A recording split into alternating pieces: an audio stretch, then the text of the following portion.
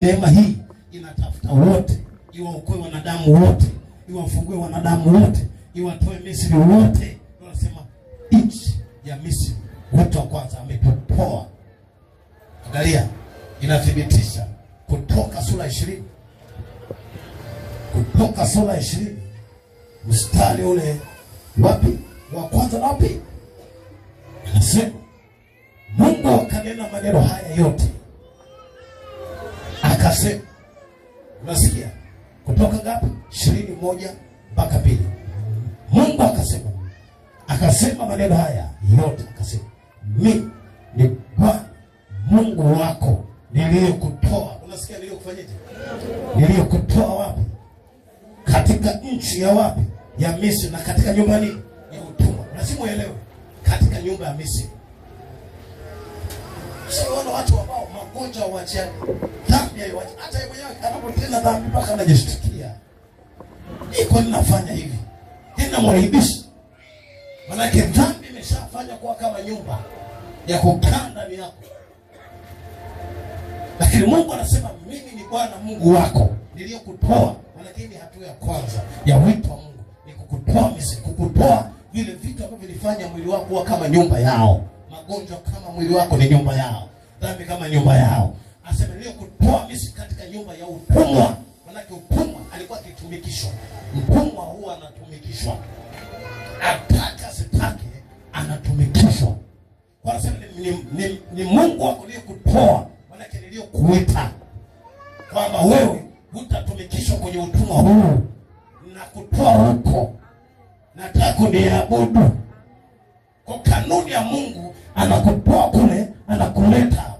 Yoyote ananisikiliza sasa hivi, Mungu ambaye amekupa nafasi ya sasa hivi kunisikiliza, ni amekutoa kule uje usikilize neno lake, ili ya kwamba utimize kusudi aliyokuumba. Hakuna jambo lingine ambalo Mungu amekuumba nalo, ni jambo la kumwabudu tu. Huo ni wito huo. Yaani hataki uko nje uko Misri. Kuna watu wanaabudu masanamu, watu wanaabudu waganga, watu wanafanya vitu vya kila namna, lakini sio Mungu amekuumbia kile. Mungu ametuumba, halafu ametuita tumwabudu. Halafu jue kuwa amekutoa katika nchi ya utumwa, amekutoa kwenye hilo ya utumwa, amekutoa kwenye kamba ya utumwa, amekutoa kwenye gereza ya utumwa, ni amekuita ili umwabudu.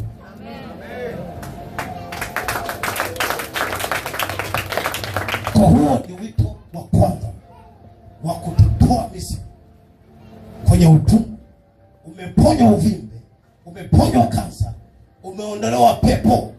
Shukuru Mungu, ulikuwa ni wito wa Mungu, anataka kumwabudu. Maana amekutoa kwenye nyumba ya utumwa.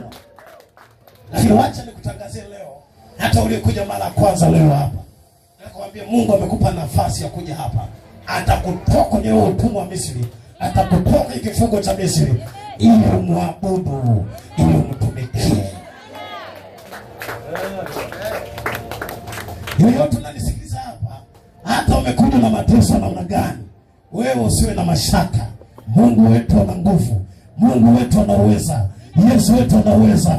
Amekuleta leo ufunguliwe ili upate kumwabudu. Nami wacha nitangaze, kila roho ya utumwa, kila roho ya mateso, kila roho ya kutumikisha, leo itakuwa mwisho.